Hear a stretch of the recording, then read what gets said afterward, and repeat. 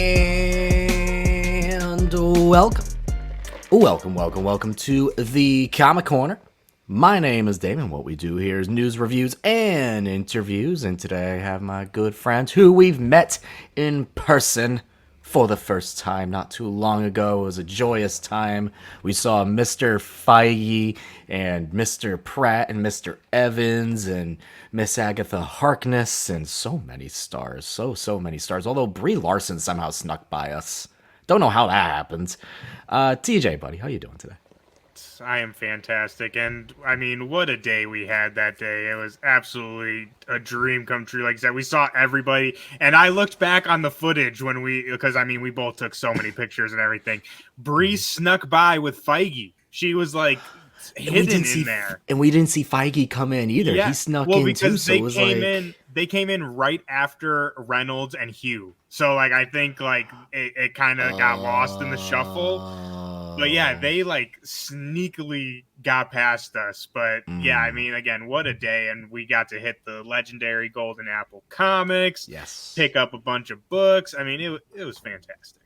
Oh, it was wonderful day. You got some good books. I got some trades. You got some single issues. It was a joyous, magical time for all of us. But today we're here to talk about comics that did not come out when we were in Los Angeles parading around Hollywood, but, you know, this week, because that's what we do here. This is The Rundown, a new dynamic duo from Boom Studios. What's that about? Red Before Black is here. And yes, we do talk about coral milk snakes in that book, like we talked about when it was first announced. It was actually kind of cool. Absolute Power #2 has dropped. We will talk about that issue. Does it live up to the first issue? Maybe, maybe not. And Space Ghosts, not Coast to Coast, but Space Ghost, the new issue, has dropped, and Fat Thor will talk all about why he probably liked that issue. But first, we have some breaking news, everybody. We have some breaking news, and this isn't news we usually talk about, but this is D23 week, and D23 week is, hey, anything can kind of happen with this Marvel Studios / Disney movie panel, TV panel, whatever. I go to Avengers Campus whenever I go to California, and one thing I will tell you is they always try to theme Avengers Campus to the characters that walk around there, to the movies and the shows that are coming out right now. Or some that will be coming out very soon to promote them, because it is a promotional tool for their cinematic universe. Shocker. And right now you can see Deadpool make some very funny double innuendo jokes that may fly over some younger kids' heads, and that's the whole point. But we have a character walking around who usually doesn't walk around till A, Halloween time, and B, last time we saw her was a little movie called Doctor Strange and the Multiverse of Madness. Scarlet Witch is walking around Avengers Campus, everybody. This is breaking news. This is strange news, because this is something that she's not essentially, this isn't a character that is there 24/7. She's not a permanent fixture like a Black Widow is, like a Thor is, like a Black Panther is, like Captain America, Iron Man, etc. Are we looking too much into this, TJ? Maybe, maybe not. This is, as we mentioned, D23 week. It is beginning tomorrow. What does it mean? What does it mean, Damon? I love a good theory, and I mean, like you said, D23 week, Scarlet Witch just happens to show up on Avengers Campus. Coincidence? I think not. I think we can all agree, if you actually thought like they were not going to bring Scarlet Witch, Lizzie Olsen back, you're freaking crazy. Like, do you know how many awards WandaVision won? Like, there's no way she's not coming back. So I think, like I said, I love a good crazy theory, so I'll say it means something, and maybe we'll get some kind of confirmation at D23 of some project, or, I mean, I would probably is like involvement in Secret Wars or something, like, but again, WandaVision did so good. So if they give her another solo project, not at all surprising. And we're getting Agatha, which, again, I would be shocked. Like, I'll quit this show if there's not a Scarlet Witch nod and or, like, you know, a tease of how she comes back. So I'll say this. I theorized on the Agents of Fandom main podcast about what that new Agatha show coming out next month. So this could just be an early tease for that show, an early promotion for it. It's very possible. Again, we don't usually talk about movie stuff on here, but this literally just happened within the hour. So I was like, yeah, let's chat about this. So again, I theorized what I think the end result of that show could be, and I think it could end in the beginning of a little Young Avengers arc called Children's Crusade, where the children of the Scarlet Witch of Wanda Maximoff are off to go find her, and all the Young Avengers assemble to go find her. So there you go. That's why I think this could be maybe hinting at, or hey, the actress who plays Scarlet Witch is back in the area of Anaheim. Let's bring her back for a little bit because everyone likes her. We love to overanalyze anything and everything. Before we get into our comic book news, before we get into our comic book reviews, I mentioned last week we were going to go over the Eisner Award list, and here's just some shout outs. Best single issue, the one shot, Nightwing, 105. Tom Taylor and Bruno Redondo. Yeah, absolutely. Best continuing series, Transformers, Daniel Warren Johnson. Not shocked at all because that's been a lights out success. I can't believe this one. Best limited series, Fat Thor. Best limited series, Pee Pee Poo Poo, Caroline Cash. Yes, let's go. That was my vote. Best new series is Samna, which has been fantastic. Best humor publication, we mentioned it before. It's Jeff, the Jeffverse. Heck yes. And then, let's see, is there any other that really catches my eye? Oh, Best Writer, Marika Tamaki for Roaming. Best Writer / Artist, Daniel Warren Johnson for Transformers. Best Penciler Inker or Penciler Inker Team, Jillian Tamaki for Roaming. And Best Cover Artist, Peach Momoko. Best Coloring, Jordi Belair. Absolutely Jordi Belair. Oh my goodness, Jordi's colors are phenomenal. Best Lettering, Hassan Osmani Elau, who's done, I believe, Hassan the Cole. Yes, he did. Dude. He did the Cole, and that the lettering of that was fantastic. So those are just some of the shouts from the Eisner Awards. Congrats to all who were just nominated in the first place, and congrats to all who won. Yeah, man. Jeff the Landshark. Eisner Award winner, Jeff the Landshark. Shout out Jeff, dude. So deserved. So deserved. Let's talk about some comic books. Let's talk about some comic books that came out this week. We're starting with Absolute Power number 2. Finally, we are here with the second issue because that first issue was so good. For Absolute Power, I kicked off this big event, did it in a wonderful, wonderful fashion. Mark Waid, Dan Mora, incredible team up. Does the second issue live up to the hype that first issue gave us? Yes, the beginning of it, absolutely. We get left off with Waller starting to take over the world and putting all these heroes in their place with all these Amazo bots who are just sucking away all the superpowers and everything. And we're chilling at the Fortress of Solitude with all these heroes who are just kind of remaining. Who's left? We have some Justice League characters, some Titans characters, and a few stragglers here and there. Justice League are bickering with each other, so who's going to step up to be the leader of it all? Naturally, it's my guy, Nightwing, because he's been like the leader of DC since Dark Crisis. And so that just makes sense. From there, I will say the issue gets a little messy because now we're getting all these elements and Brainiac Queen going in to infiltrate the Fortress of Solitude. There's this element with John, Superman's son, who's like taken over by all these robotic Amazo bots. So he's like Robo Evil Superman-esque. And there's just so many elements. It gets to the end of the book where it felt a little much going on. Felt a little sloshy. But it was cool. Pretty to look at. And I do think this is not as good as the first issue. But I'm still interested to see where this is going because as AF has been speculating, there's stuff going on with Green Arrow. Dreamer has a really cool moment in this as well, and it's been cool to watch. It's been cool to see this unfurl and where this is going, because this is only, if I remember correctly, only a 4-issue series. The main story is only 4 issues, and then there's all these tie-ins going involved, and Nightwing's over here telling people what to do, which is essentially being like, you're doing this in your tie-in book, you're gonna do this in your tie-in book, and you're gonna do this in your tie-in book, and that goes on for like a couple pages. So we'll see where it's going from here, and if you can continue to read this main story through just the main story and not need the tie-ins. I'm excited to catch up on it. I still need to read issue 1. And so on the cover there, is that an Amazobot or is that Parasite? That is Amazo John. Oh, okay. Yeah. Okay. My Beating interest up is his peaked. daddy.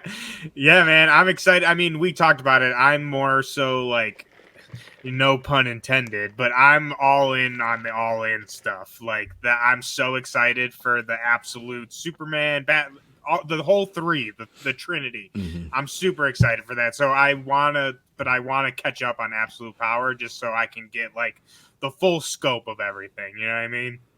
Yeah, there's some cool stuff that they announced recently with more info coming out about like the absolute Superman and just how like dark, emo, and metal like his background is, and how his cape has this like filtery ash effect that's supposed to symbolize the ashes of all the fallen Kryptonians. And I'm just like, oh my god. It's like, that's wild. That's crazy. The tagline really got me of like basically what if Superman grew up without the Kents? Like he didn't have like, Ma and Pa Kent as his support system.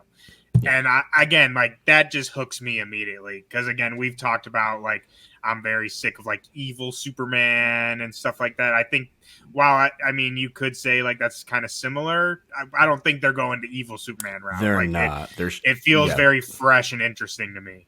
Yeah, they're showing in this world how Superman still has a heart even though he doesn't have a home.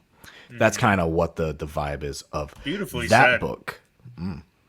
So we go from DC to Dynamite, D to D to Space Ghost, number 4. All right, TJ, you've been enjoying this book so far. Is this still good?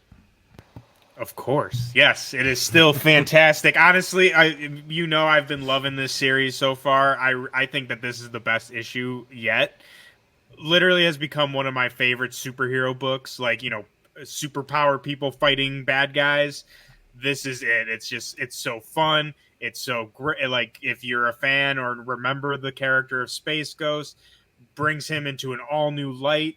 And the reason why I say I think this is the best issue yet is this one really kind of ups the tone a little bit. It doesn't like cross into like mature or anything like that, but definitely gets a little bit more mature. And so we're introduced to Zorak in this issue, which is like one of Space Ghost's like arch nemesis, famous villains. And the take that Popose does on Zorak, it's like he's a nut, dude. Like what's Zaz, right? The dude from Batman, like has like the scars, right? He's just freaking crazy. He reminds me of him, like just like a nutso like bug guy. And so I really enjoyed that because the first 3 issues definitely feel like the adventure of the week. Like this is, Space Ghost fighting a cosmic dust monster. Space Ghost fighting this spider lady. But this one really felt like the kind of overarching plot is really moving forward. And like the introduction of Zorak is going to mean something, moving forward. Like very intense kind of introduction. Like, oh, here's a big bad villain. So yeah, absolutely great. Art by Jonathan Liu, absolutely phenomenal. His panel structure is just out of this world. Lettering as well. The sound effects, absolutely world class in the lettering. It's all around great book. Man, always a good day when you can get to bring up the onomatopoeia. Love that. Shout out to Letters. Letters do not get enough love at all. At all. We move on from Dynamite to Boom. This is a book I was looking forward to when it was announced because one of my early things that I was taught when I was a kid being I had like woodsy areas in the back, so I was always just taught this just in case. No, Red Before Black, Friendly Jack, Red Before Yellow, kills a fella. This is Red Before Black #1, Stephanie Phillips, Goran Sudzaka, and Eve Svorchina. Man, this was actually a really cool first issue. I didn't know what to expect going into this because I starting to now enjoy for some books just going blind, right? Like if you read a synopsis of something, you know exactly roughly what's going to happen within that first issue. But this introduces a character who's come fresh out of prison, and at first you're like, well, what's your deal? You know, like you're trying to get back into trouble already. You're going to a bar, you're asking a guy to be like, "Hey, what can I do for a wink wink nudge nudge job around here?" And she is essentially sent to go kill this lady who's selling cocaine. There you go. Turns out there's a twist to it. So at first it's like, all right, you know, run of the mill, what you would call it, like a suspense thriller, suspense. Like it's like, okay, you know, we're setting this up, and then there's a little bit of a twist because it seems like when this character is going off and she's just going off and just murking on someone, she seems to just zone out or just like transport herself into like this Floridian Everglade forest jungle. And when she gets back into reality, this guy that she's just pummeling is practically dead. Right? We talked about this prior off camera. This has a little bit of Crocodile Black to it, where someone blacks out and like things are happening and they're kind of like not in control of their own body. There's a really cool dynamic between these two characters on the front cover. I really enjoy it so far. It's left me wanting more, which is always a good sign for a first issue. I thought this was a great first issue because it's okay, we're doing a thriller. Ooh, I like that. It had a twist to it. It's good. I liked it. I will be picking this up again. 100% agree. At first, I was like, this is a little bit of a slow burn. Like, where are we at? What are we doing? You know, it definitely isn't an issue that like holds your hand. It just kind of plops you into this world situation. You kind of learn as you go. But the twist at the end 100% hooked me. And like you said, I ended it wanting a second issue. So I think as a first issue, absolutely successful. And something else we talked about a little bit off camera, but something that stood out to me and that I really enjoyed is almost the whole first half of this issue takes place just in this diner. And it's just the lady and this guy just talking to each other. And I feel like in a lot of books, writers aren't, I don't want to say confident, but a lot of times like it's kind of a rush to get to the next scene, right? It's like, okay, we need to establish this, but this is to get us here. But it really felt like Stephanie Phillips really sat us in that scene and wasn't afraid to keep us there. And I really liked that because, again, it really, I think, invested me a little bit more into what was going on, again, because we're just kind of plopped into this world. So I just thought that was a really great kind of storytelling technique that she's executing in this issue, which I think adds to, like I said, the feeling of, okay, I'm in this world. I'm interested. I want to learn more about this. I think Goran's subtleties too on the art, especially on the facial expressions, because there's about 4 or 5 panels in a row where you're just zoned in on this guy's face, and it's just very subtle changes in the facial expressions that really give off like what he's feeling in that moment, because it's the guy being like, man, you just got out of prison. What do you mean? Like, what are you trying to do? What are you doing with your life?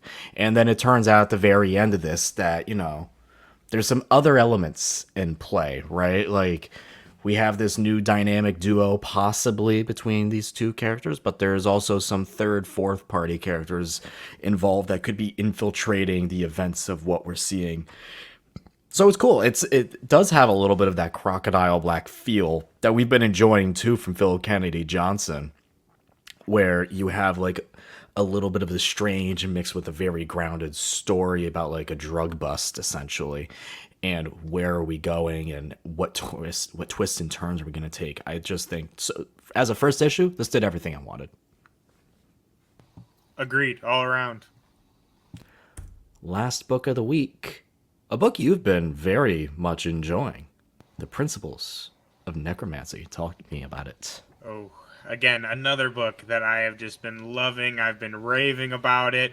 We talk multiple times on this show, both on recording and off, but I am a huge fantasy guy. Love me a good fantasy world, and this is fantasy and horror, so scratching two niches for me.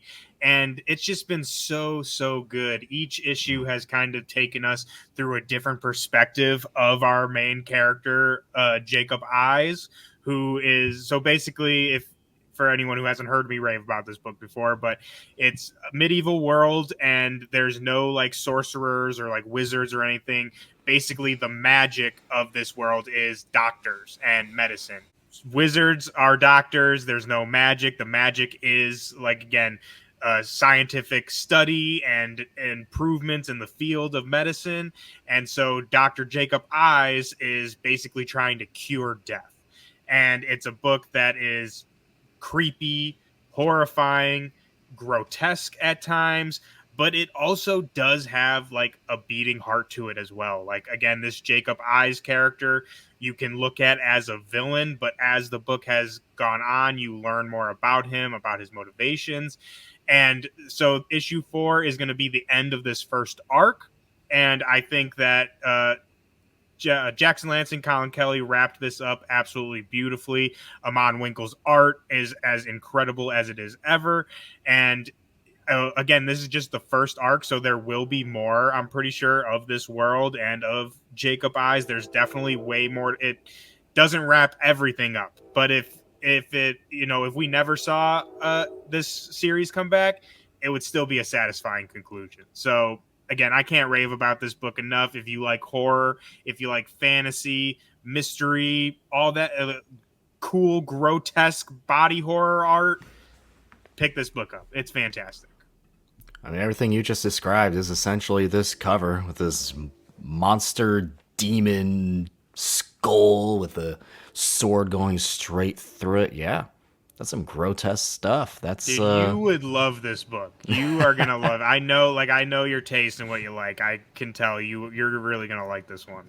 Okay. Once when the trade comes out, once when the collection's out, I will absolutely dive right on into it, especially hearing all your positive thoughts issue by issue going through this.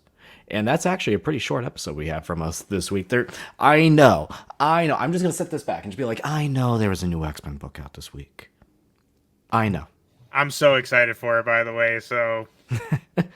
I'm just not an X reader. I'm just not. Once TJ gets a hold of it, once AF gets a hold of it and they want to chat about it. Slack on this episode, on this channel from now on, because I'm, again, no pun intended, like the DC stuff. I am all in on the new X line for sure. It's just I know. Where's the Gail X-Men? Simone, dude? Come on. I understand. It's just some things you just don't love as much as other people, and that's okay. And that's okay. I'll forgive you. So next week, though, we have some books out next week. Do you know what he's got it ready. He has it up. Okay, I got 2 books for next week for everyone to keep an eye out for. Action Comics 1068. I believe Gail Simone's story is continuing in the next issue, so go pick that up if you do like that new X book she has out. And also on the Marvel side, we didn't talk any Marvel this week. The Ultimates, number 3. We are introducing a new Ultimate character, TJ. Guess who it is? It's She-Hulk. Ultimate She-Hulk. Yes. Boy, man, they made her look cool. So I'm excited for that one. The Ultimates has been very, very good so far. Good. The whole Ultimate universe so far has just been killing it. Absolutely killing it. What books you got? Dude, I have so many books. I need to re-examine my pull list, dude. It's kind of getting ridiculous. But we got, I mean, Crocodile Black #4, which we just talked about on this episode, how much we've been loving. Mhm. Obviously, Immortal Thor 14, Outsiders #10, which I think we've talked about Outsiders on the show before, but you and AF are more of the DC guys, but Outsiders is my favorite DC book out right now. I've been loving that so much. You mentioned Ultimates already. Vengeance of Moon Knight, Mhm. dude. We've talked at exhaustion about Jed McKay, but again, it's Jed McKay's world. We're just living in it. So I'm super excited for that. X Factor, which again, I'm all in on the X stuff. So, and I've heard people say that this X Factor is freaking banging. So I'm excited for that. And then the last one I got, which I'll mention, I have a couple more, but last one I'll mention is Venomore Spider-Man #1. So Spider-Man Peter Parker is getting the black suit again. I don't know how that's gonna work, but I'm a sucker for Spider-Man in the black suit, and it's written by my favorites, Jackson Lansing, Colin Kelly, and I mean everything they do is fantastic. So I'm sure it's going to be great. But that's my fat stack That for is, next week. yeah. Your sounds a lot like mine the week after, where it's like the first 2 weeks of the month, I have like one, maybe two issues. And then once when week three comes, it's a nice 7 issue chonker, right? Like Dude, it's funny how like you're just like, man, can we just spread these out a little bit more, I got please? Chonker the next That'd be week great. too, dude. The beauties of comic book collecting, the beauties of it. Well, that'll do it for this issue of the Comic Corner. Make sure you check out all our interviews. We have a new interview up right now. TJ, who's it with? John Layman, baby. It was such a fun time. Me and AF got the opportunity to talk to him all about his newest book, Absolute Power Task Force 7, which he's writing the second issue for. And also, we talked to him a little bit. We can't talk about much, but a little bit about the new Teen Titans, or I guess just Titans now. It's Titans, man. They're Yeah, sorry. adults. Yeah, they're not teens anymore. But he's going to be taking over for Tom Taylor on Titans, which I think is Hmm. super, super exciting. I am not as caught up as I would like to be, but I have really been enjoying the Titans run with Taylor and Nicola Scott, which her art is just absolutely amazing. So, yeah, go check that out for sure. It was super fun time. John was such a cool and generous dude with his time and got a lot of really cool insight about making comics, getting into the comic industry. Again, kind of a little bit more information of DC's All In Initiative, all that cool stuff. So, yeah, definitely check that out. If you're interested in DC All In, we here at the Comic Corner here at the Agents Fandom are all in as well, because we will be having interviews with Kelly Thompson out in September. That's going to be very exciting. And yes, we will be talking about Absolute Wonder Woman when that comes out, so stay tuned for that. We have plenty more interviews as well as this usual show that we have going on every single week where we talk about the issues themselves, so keep an eye out for all those interviews as they drop. Once again, that'll do it for this issue of the Comic Corner. You can find us here on Twitter at Comic Corner Pod. You can find us on TikTok at Comic Corner Pod as well. You can find all the Agents of Fandom Network on Twitter at Agents Fandom, on Twitter and TikTok at Agents of Fandom. Everywhere else, we hit 1 point something million views on TikTok with that little Kevin Feige Hall of Fame Walk of Fame video, which is actually really, really, really cool, man. Like, that's really cool that we got that out of it. So make sure you go check that out if you haven't already. Just go see some Hollywood stars do Hollywood stars things and walk on Hollywood stars. Go check out your local comic shops. Go read some comics. And everybody, until next time.